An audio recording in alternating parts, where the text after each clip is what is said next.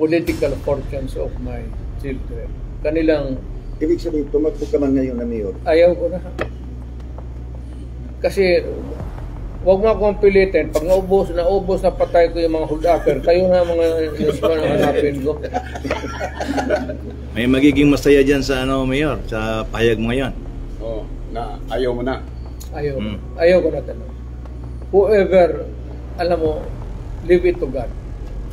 Hindi kailangan Duterte ang mayor. It could not be that way. Kasi ang buhay palad-palad. Kung nasa palad nila, Indayan, nila, ni Pulong, if they stay there forever or just for one election and re-election, nasa palad na yan. But ako, tapos na ako, ibigay ko na naman sa chance sa iba. Let's go back to, you said, Quadcom. You're saying Quadcom? What about Quadcom? Kasi sabi mo, mahirapan ka na magpunta doon sa Manila. Sila na yung bababa dito at para lang mapasama ka sa investigation. Well, not in the strictest sense actually, but you know, I'm getting old. Every day, I'm aging. Hindi na ako kasing yung stamina ko. At saka yung aeroplano kasi, I said, I was once a pilot. Yung taas. Kita mo yung mga piloto, pati yung mga flight stewardess. The age almost 5 or 7 years ahead of us. Dahil yan sa taas. At sa mga umiibig kay Inday karon, ang pagyapon mo man. Gidyon muna. I want to go back to Trump's victory and the resulting consequence. You said that would lead to the normalization of the relationship between the United States and China. But part of this would be peace in the region. Among the reason why there is an irritant between China and the US is because of the presence of 9 military bases in the Philippines. So, how can now the US and China be at ease with each other when there are 9 military bases here Pointing against China. Nandoon pa niya sa Zambales, nandoon yung mga, you know,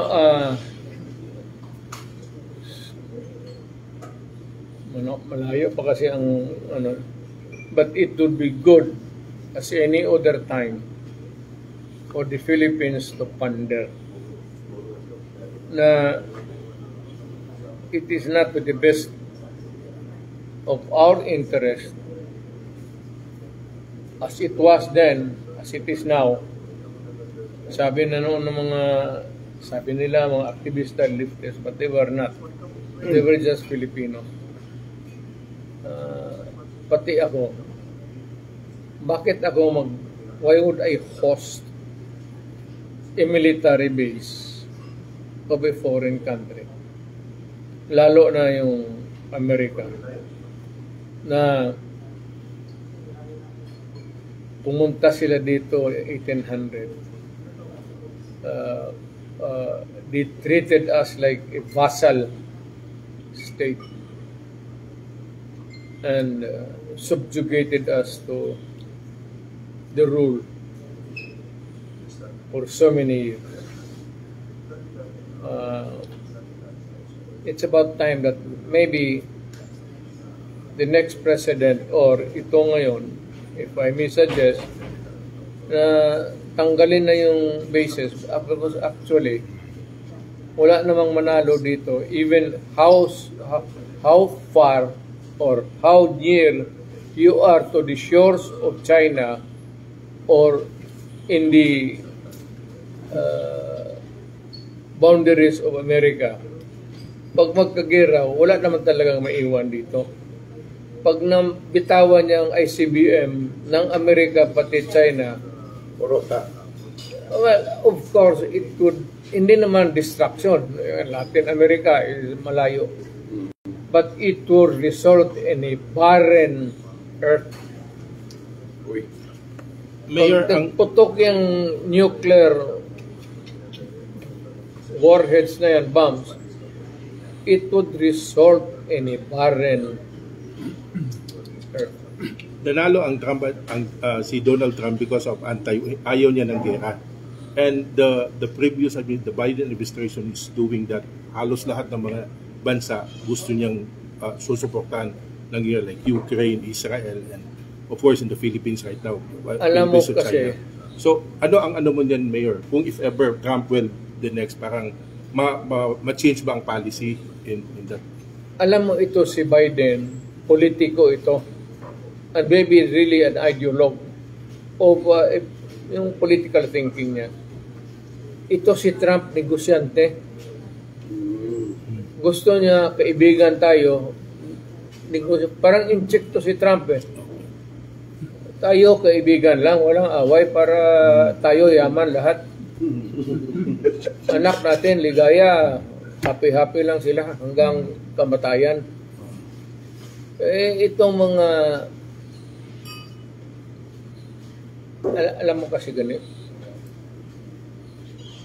Dumaan man ako pagka-presidente. Pero kailangan niya military, ilagay mo sa pwesto. Diyan ka lang. Military ka, diyan ka lang. Ako ang commander-in-chief mo. If you are not asked, shut up. Ako ang masunod. Ako yung commander-in-chief mo. Because I was elected by the people as president. Na itong mga sa Amerika, kung makinig ka dyan sa mga general na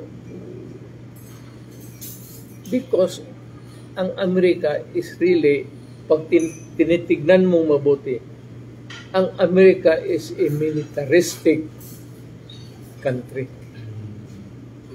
Sheer power yan sa kanila eh. Militaristic talaga ang Amerika. Bis kung nasaan, nandoon ang bases nila. What's the point? Yung Communist China, ang pinakalagay lang nila dito, yung consul nila dito sa Davao. Pero hay ka, Amerikano, naghahanap talaga ng gulo. Because nasa utak pa nila yung ngayon that they are a superpower. In the sense that they can destroy the world, yes. But if it's a superpower that can promote peace throughout the world, Amerika, puro away lang. China. Ang China na hindi naghingi pa si isang boarding house dito para sa kanilang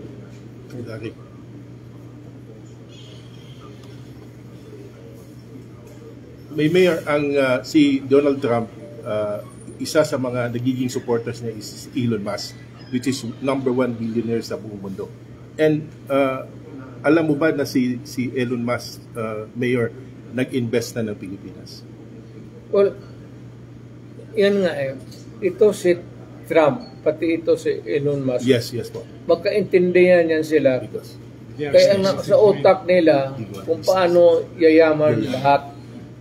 Ayaw ng away. Ang problema nitong mga, lalo na, hindi naman, pardon my language. Pero itong may tendency na military, police. Kung ganun ang utak mo, talagang walang mangyari sa buhay ng bayan mo. Malaman mo talaga, yung police pati military, diyan kayo. Huwag kayong gumalaw dyan hanggang hindi ko kayo tinatawagan. Do not make your own decision. You do not decide for us in this country kasi hindi kayo elected ng tao. This is a democracy. Now, if you are in the authoritarian regime, ibang istorya yan. But that's what makes the world complicated. tayong democracy, talagang ang tutok natin yung leader na pinili ng tao. Kagaya ko dito sa Davao. Kung sinabi kong ganito, kasi ako yung pinili ng tao. Kung gusto mo na, mag-mayor ka muna, o mag-presidente ka muna. Para kung gusto mo masunod. Hindi, wala, ang pulis, pati military dapat sumunod dyan sa presidente. Itong pulis, pati military naka-assign dito sa syudad, sumunod kayo ng mayor. Kasi yung may authority, kayo pang-away lang kayo. You are called to maintain peace and order. Police. Military if there is trouble. Who governs? Is the mayor. Why? Because he was elected by the people to govern. Hindi kayo. Correct. Huwag mo palakihin yung ulo mo na basta ikaw, may baril ka, military ka, shit. Pulis ka, no? Kaya ayaw ko yung dito sa Davao nung na mayor na ako. Talagang istrikto ako dyan sa itong mga pulis na ito. Putang ina. Barilin ko kapag... Speaking of police, Mayor. Kaya may mga pulis sa tabi, tahimik. May namatay. Pero sabi ni Marbil, narinig niyo sabi ni Marbil? Yes, Sabi ni Marbil, sir, hindi daw lahat ng nagda-drugs ay addict. He was justifying ng iba naman is good, parang because of economy, para maging productive, kaya gaya ng mga driver. Sabihin mo ito kay Marbil. Ano bang, para di katulog. ano bang addict ang gusto niyang sabihin? Addict sa droga, Adik sa lahat. Drugs. addict sa babae. Uy, adik sa laki.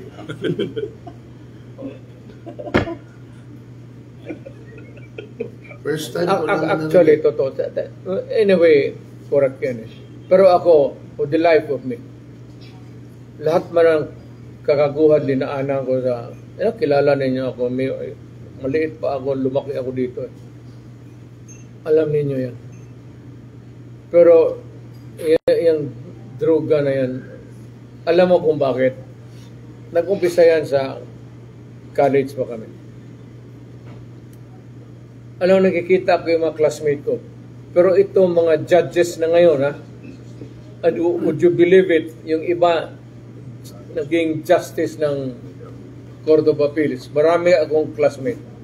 Sa eskwelahan ko, marami akong yung halos mga best brad ko sa fraternity.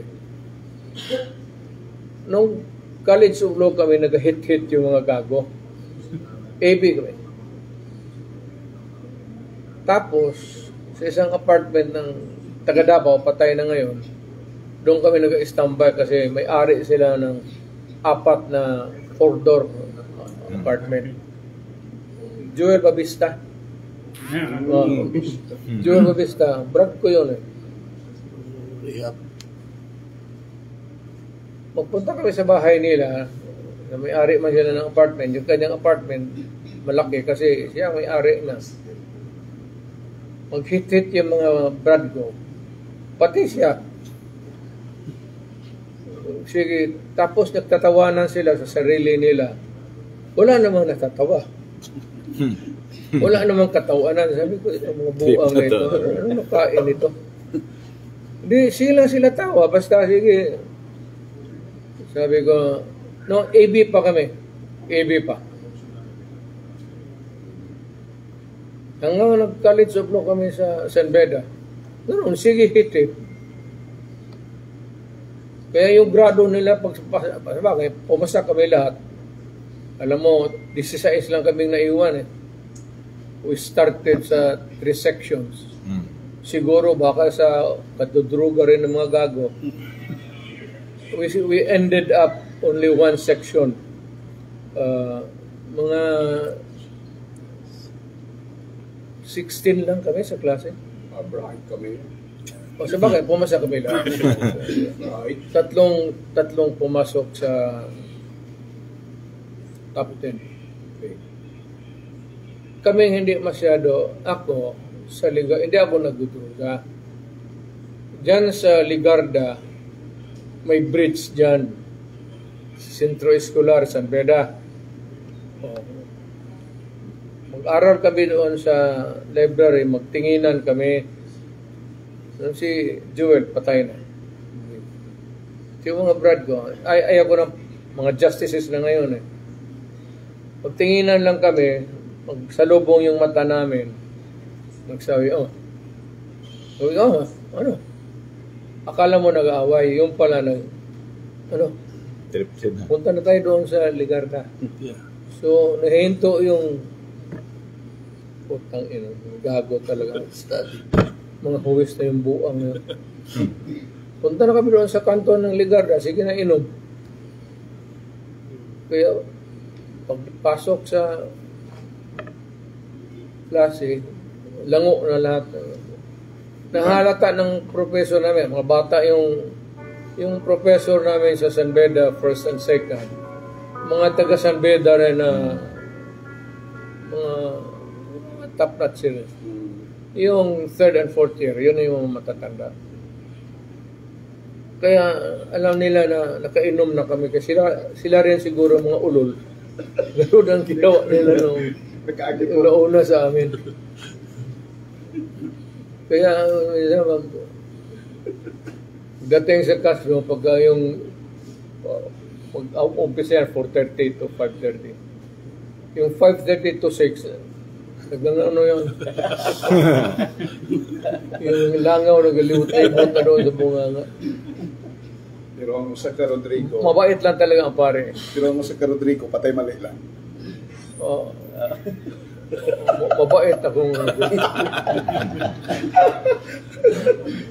Mayor, let's go back to the question of Sir JL. Yung kay Trump, do you think the US President si Trump pupunta ng China or vice versa? And how would you put into the picture now after the election? Maging maganda na ba ang relasyon ng China and you'll be happy with the Chinese president? Maging happy kaya si Alam mo sabi ko hindi ideolog si Trump eh, negosyante. Hindi kagaya ng ang pinakadelikado kasi ang retired general tapos maging presidente. Eisenhower, gano'n po. Delikado ang... Hindi ko man sinasabi na huwag tayong mag-elect dito ng... Meron ng mababait na military pero delikado talaga yung... Hindi, I'm not trying to belittle their... Pero yung mindset nila, galing military academy, dito sa atin, PMA, tapos ma-assign, gera dito, gera doon. Warshak. Walang masyadong, I don't know, pero sa lahat naman ng mga ex-military naging mga leaders natin, pero maswerte tayo. Because the greatest influence kasi ng tao dito sa atin, alam mo ano? Yung una, yung Diyos, pati edukasyon. At karamihan sa atin, ako, from Ateneo, na-expelled ako ng Ateneo. So, pumunta ako ng Holy Cross. UM muna kasi yan ang pinakamalapit. In-expel pa rin ako ng principal. Kaya hinatid. Napunta ako ng Digos, doon ako sa Holy Cross of Digos, Brothers of the Sacred Heart. Pero paski yung molding of character, malaki ang influensya ng reliyon. Sa atin talaga, may mga tayo. Paski na kami mga leader, gusto namin ng patayan, but there is always a boundary. Okay. There is always a boundary what is moral o immoral or right or wrong. Kagaya ko, stricto ako, sabihin mo patayan. Marami talaga ako pinatay na kriminal. Pero hanggang dyan lang. Pero sabihin mo, nagpatay ako ng kriminal na babae, hindi ko kaya. Nagpatay ako ng teenager na kriminal, hindi ko kaya. So, pinapatay ko. Yung matatanda, alam mo bakit? Naawa na ako sa kanila, sungkol na rin. Gusto ko tiwasan na lang para to end their life of misery. Mayor, ano ang aabangan ng mga taga Davao sa muling pagbalik ni Rody Duterte? Ang pagbabalik. Wala na ako. Count me out. I am retired. As mayor. As mayor, ang pagbabalik, ano ang Hindi. aabangan? Hindi na ako babalik. Wala na akong balikan. What Bigay ko na sa next generation. Kanila ng panahon to eh. Nila Pulong, nila Inday. Hindi na ako makialam sa panahon na ito. Hindi ko na panahon. It's no longer my time. Sabi nga noon, there is always a time, Ecclesiastes 3, a time for everything. Mayor, but you are running A right now. time to be young and a time to be old, a time to be active and a time to retire. I am retired. I am just waiting for my kamatayan ko. Ayos, oy. Para gusto ko, itabi na lang ako doon sa nanay pati tatay ko dyan sa cemetery kasi mainggit ako sa kanila. Paghinga na sila eh. Hindi pa, because you run for mayor. Ay, hindi na, wala na. Ayaw na. Whatever the political fortunes of my children, kanilang Ibig sabihin, tumakbo ka man ngayon na mayor. ayaw ko na. Kasi, wag mo akong pilitin. Pag naubos na patay ko yung mga huldaker, kayo na mga newsman ang hanapin ko. May magiging masaya dyan sa Mayor, sa pahayag mo ngayon. Oh, na ayaw mo na. Ayaw. Ayaw ko na talaga. Whoever, alam mo, leave it to God. Hindi kailangan Duterte ang mayor. It could not be that way. Kasi ang buhay palad-palad. Kung nasa palad nila, Indayan, ni Pulong, if they stay there forever or just for one election and re-election, so nasa palad na yan. But ako, tapos na ako, ibigay ko na naman sa chance sa iba. Wala na akong mahingi sa Diyos. We came here in 1950. Migrants lang kami dito. Talagang mahirap kami. Kasi alam mo bakit? Alam ang sikreto ng immigrant story sa Davao. And in Mindanao. Kung mayaman ka sa Luzon at may coconut plantation ka sa Visayas o yung makuprasan ka doon, you not have